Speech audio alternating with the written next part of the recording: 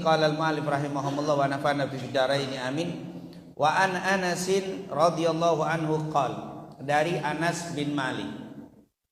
Anas bin Malik ini sudah ma'ruf, sering sekali kita ceritakan. Khadimun Nabi sallallahu alaihi wasallam, dia adalah orang yang berkhidmat kepada Rasul selama 10 tahun, meninggal tahun 93 Hijriah. Hadisnya 2282 hadis. Qal kana ibnun li Abi Talha. Jadi yang cerita ini dari Anas bin Malik. Hadisnya panjang, tapi sebenarnya ini cerita. Karena kalau hadis jarang Rasulullah panjang-panjang berbicara. Kalau panjang itu pasti cerita. Ini juga cerita dari Anas bin Malik. Dia cerita, dikatakan begini, kana ibnun li Abi Talha. Dulu anak laki-laki dari Abu Talha. Abu Talha ini bapak tirinya Anas bin Malik. Karena Anas bin Malik itu punya ibu namanya Ummu Sulaim.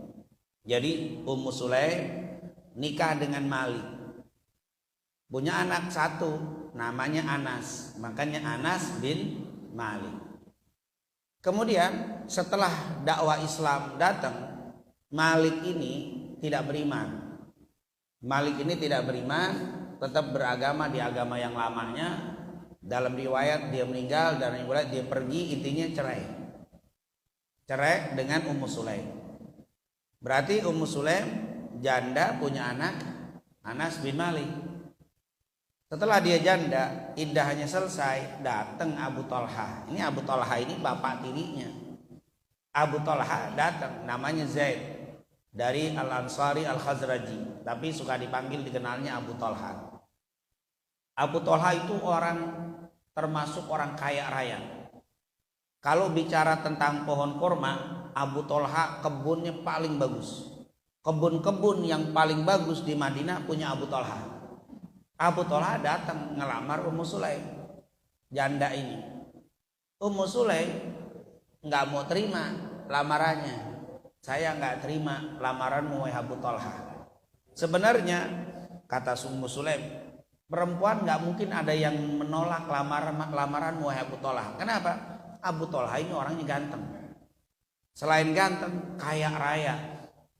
Cuman kafir, cuman nggak beriman kepada Nabi. Maka dia bilang, aku tolak lamaranmu, wahai Abu Talha. Kenapa? Bukan karena harta, karena engkau tahu. Dan Abu Talha bilang, berapa banyak mahar yang kau mau? Sebutkan. Bukan orang kaya lain. Kalau kita mah apa? Udah pakai dalil seberkah-berkahnya nikah, maharnya yang ringan. Wah itu selalu habis itu di bawah itu kalau mau apa, mau ngelamar. Ya Abu Talha ngelamar. Berapa yang kau mau? Kata Ummu Sulaim, aku tahu engkau akan memenuhi semua yang aku minta. Tapi aku tolak bukan karena hartamu. Ganteng siapa yang nolak Abu Talha? Ganteng, kaya. Cuman engkau ini musyrik, tidak beriman sama Nabi Muhammad. Aku tolak. Kalau engkau beriman, aku terima. Kalau engkau beriman sama Nabi, aku terima. Dan maharnya itu aja, syahadatmu aja maharnya. Enggak usah pakai mahar yang lain. Abu Talha pulang, mikir dia. Waduh, padahal dia nggak berminat masuk Islam. Cuman dia pengen nih sama siapa? Sama Ummu Sulaim. Akhirnya dia pikir-pikir, dia lihat Nabi, dia lihat ajaran Nabi, bagus juga. Akhirnya saya masuk Islam. Dan juga memang cinta sama Ummu Sulaim. Datang, dia siap menikah dengan Ummu Sulaim dengan mahar syahadat. Akhirnya dia masuk Islam dan jadilah dia suami dari Ummu Sulaim. Maka dia jadi bapak tiri dari Anas bin Malik. Nah, tapi dia bilang, karena ibnun, dulu ada seorang anak laki-laki li Abi Talha.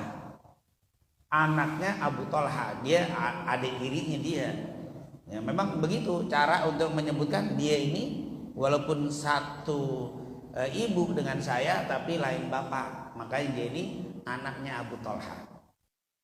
Tapi Abu Talha setelah masuk Islam, wah, menjadi pencinta Nabi dan luar biasa kuatnya iman. Kenapa? Walaupun baru masuk Islam, tapi si Ummu Sulaim radhiyallahu anha ini orangnya imannya kuat, hebat ilmunya, cintanya sama Nabi. Kalau kita dengar cerita keringat Nabi, suka tidur di rumah Anas bin Malik. Karena Anas bin Malik membantunya dia, jadi suka datang ke rumah Anas bin Malik istirahat. Nabi kalau lagi tidur keluar keringat, yang nadahin keringat Ummu Sulaim tuh. Keringatnya Nabi aja dia ambil sama dia. Dari keringatnya Nabi dicampur minyak wangi. Kata Ummu Sulaim, minyak wangiku lebih wangi setelah dicampur dengan keringatnya Nabi. Kalau minyak wangi kita bubar, dicampur sama keringat lewat. Ini tambah wangi. Tadinya wangi, dicampurin keringat Nabi lebih wangi lagi. Lalu aku ambil minyak wangi tadi dengan tanganku, lalu aku taruh di kening anak-anakku yang lahirnya aku kasih. Cari berkahan dari keringatnya Nabi. Nabi waktu dia ngambil keringat ditanya, ma fa'alti, apa yang kau lakukan wahai Ummu Sulaim?